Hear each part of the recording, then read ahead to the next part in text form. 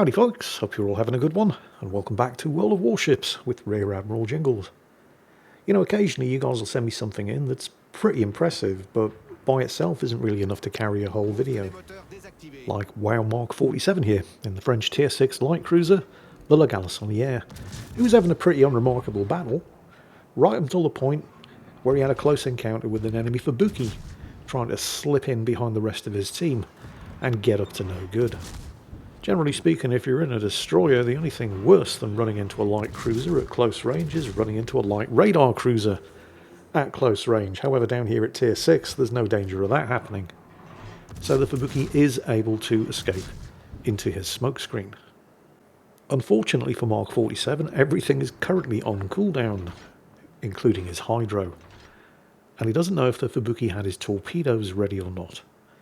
So he's going to have to be extremely cautious here, following that Fubuki into its smokescreen in order to run it down. But then two things happen. He sees the torpedoes hitting and sinking the friendly Mutsu over there, so he knows that the Fubuki's torpedoes are in fact on cooldown. And two, he's gone undetected. Which probably means, if the Fubuki has any kind of sense, that he's using the smokescreen to get some distance between himself and La Galissonière here. Still, better safe than sorry. Hydro did just come off cooldown, so he triggers it as he pursues the Fubuki into the smokescreen. The question is the Fubuki fast enough to get out of surface detection range by the time WoW Mark 47 gets through the smoke and out into open water on the other side? There's only one way to find out. Fubuki might not actually be fast enough. By the time he disappeared into the smoke, he was 5.3 kilometers away. And Fubuki isn't a particularly fast destroyer. It's got a top speed of 35 knots, more with the speed flag. But the fact that when he was reacquired as a target, he'd only managed to extend the range by 500 meters, probably means that his torpedoes are about ready to come off cooldown. And he has in fact chosen violence. But he has chosen poorly, for two reasons. If his torpedoes had been ready to go when Mark 47 came out from the smokescreen, Hydro would have picked them up by now, which means that he's still waiting for them to come off cooldown. Something that's confirmed by his second poor decision, which was to not sail behind the island, get into cover and break contact. He's now pinned up against the island and a sit and duck while he waits for those torpedoes to get ready, which means Mark 47 is almost certainly about to kill him. But oh shit.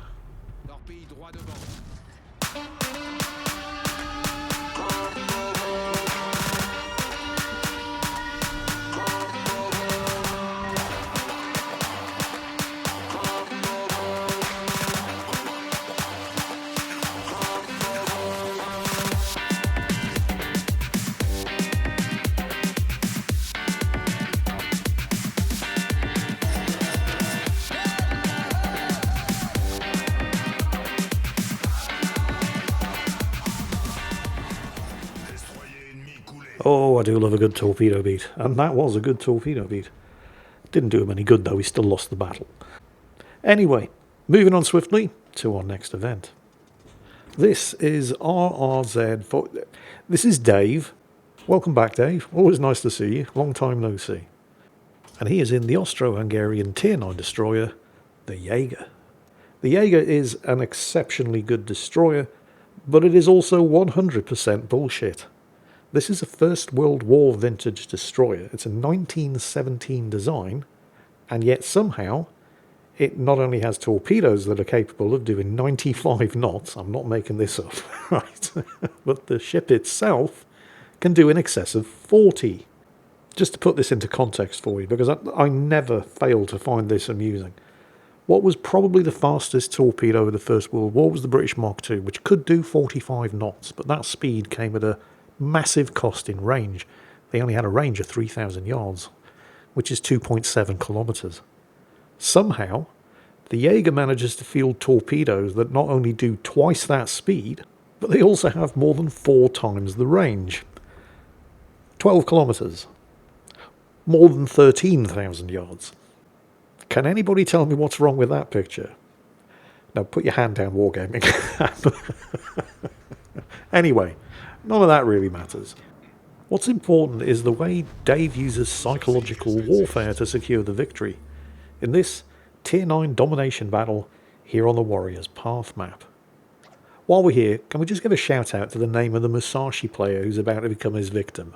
His name is a giant douche. That's epic. Yeah, I think we're probably on the North American server.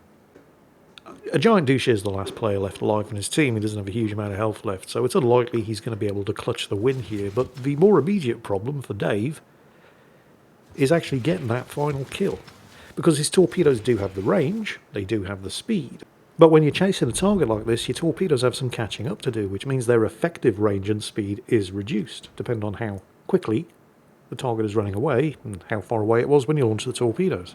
So, always helpful, Dave says in chat, Musashi, hard left to dodge my torpedoes. A giant douche thinks, haha, you must think I was born yesterday. I'm not falling for that old gag, and turns hard right. Which is, of course, exactly what Dave wanted him to do.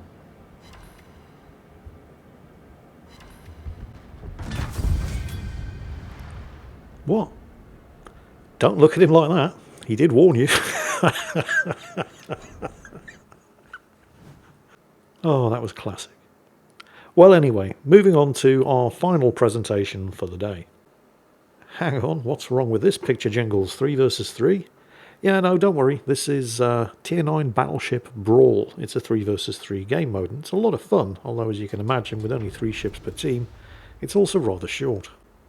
We have a thoroughly disgusting triple Georgia division here, led... Oh my god. Led by Milking Belfast Titties.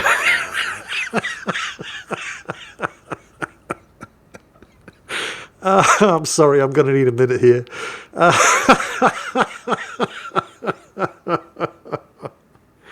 Give that man all the internet points. I mean, a giant douche and Milking Belfast Titties in the same video. Wow.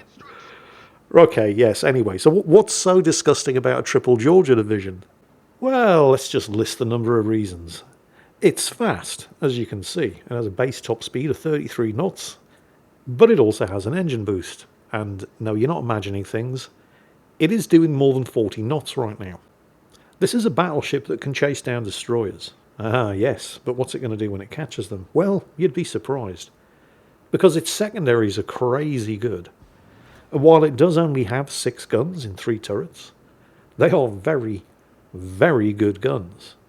They're not only 18-inch in caliber, they also get battle cruiser dispersion, and they have a Sigma rating of only 1.8.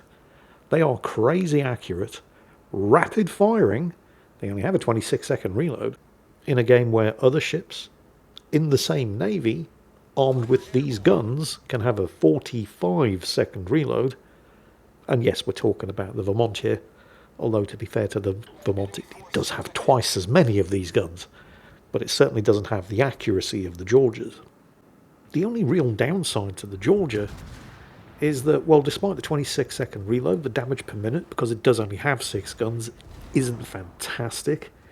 The range of the 18-inch guns also, I mean, it's not bad, but it isn't fantastic.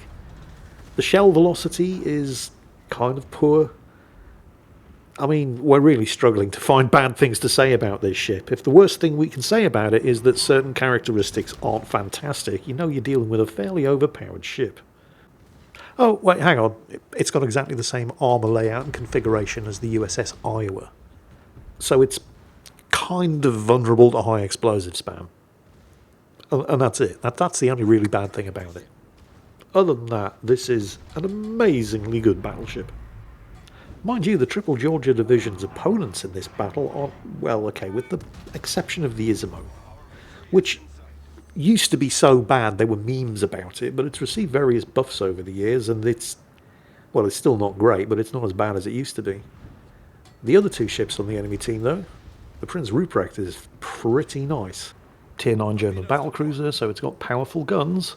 It also has good secondaries because it's German. It's also very fast, and it comes with torpedoes, although the armour isn't as good. And then we have the first upset of this battle, as one of the Georgias and the Prinz Ruprecht ram each other. Not sure why. Possibly the Georgia ate a bunch of torpedoes, thought, I'm about to die, I'll ram the Prinz Ruprecht and take him with me, or the Prinz Ruprecht got smashed through the bows by the Georgia's 18-inch guns, which it can do. The Prinz Ruprecht's bow armour is pretty bad. And the Prinz Ruprecht thought, oh, I'm about to die, I'll take the Georgia with me. Either way, they're both gone. The other friendly Georgia looks like he's also going for a ram, but managed to score some big old hits on the Isimo. And unfortunately, if he was planning the ram, well, it didn't happen. And Milking Belfast Titties, I'm sorry, but that name is never not going to be funny, takes the opportunity to finish off the Isimo. So now it's a 1 versus 1. Georgia versus Los Andes. But Milking Belfast Titties does have the 2 cap circles and the points lead. Here's the problem though. While we have already explained just why the Georgia is as good as it is, he is facing a Los Andes. And for my money, the Los Andes is better. Let's address the firepower. The Georgia does have 6 very accurate and quick reloading 18-inch guns.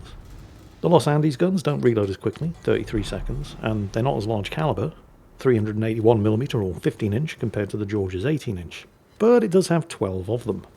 The Georgia does have very good secondaries, but they are just 5-inch guns, which means that against an armoured target, you're probably not going to do that much actual shell damage, although you will set a lot of fires.